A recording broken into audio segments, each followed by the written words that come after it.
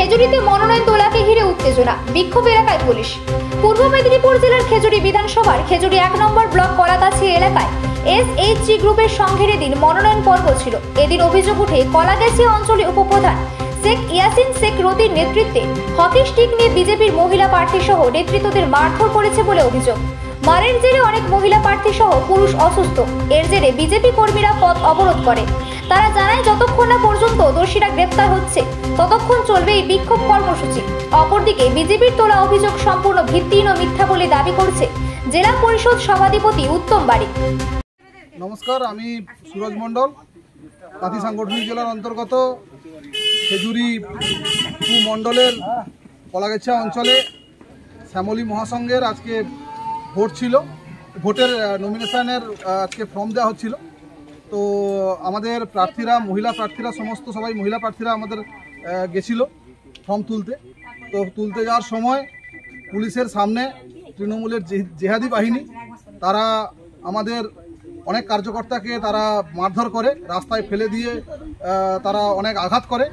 এবং যারা যারা আজকে এরকম একটা পরিস্থিতি সৃষ্টি করেছে তাদের আমরা বিচার চাইছি।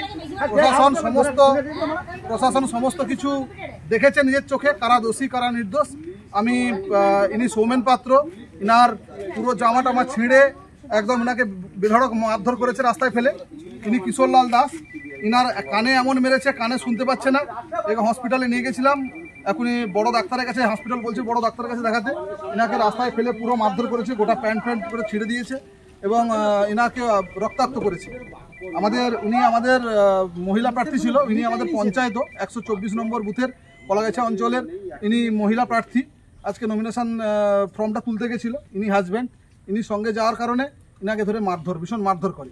তো আমি পুলিশ প্রশাসনের কাছে আবেদন করছি, আপনারা অতি দ্রুত এই সমস্ত জিহাদিদেরকে আপনারা অ্যারেস্ট করুন এবং কলাগাছা অঞ্চলে শান্তি শৃঙ্খলা ফিরিয়ে আনার জন্য আপনাদের কাছে আবেদন করছি। দেখুন, এটা সম্পূর্ণ মিথ্যা। তার কারণ ভারতীয় জনতা পার্টি তাদের নিজস্ব কিছু নেই সেখানে কলাগাছিয়াতে। তারা সবার নমিনেশন দিতে পারেনি। তারা একটা তৃণমূল কংগ্রেসের ঘাড়ে দোষ চাপানোর জন্য একটা কৌশল অবলম্বন করেছে। বিজেপি পদ অবরোধ করেছে এই নিয়ে। দেখুন, পদ অবরোধ করতে পারে, তার কারণ তারা তো ওখানে কলাগাছিয়া অঞ্চলে যেভাবে সংঘ সমবায় নির্বাচন, এখানে সংঘের মেয়েরা নমিনেশন করবেন। তো ভারতীয় জনতা পার্টি সেখানে কি করতে গেছিলেন?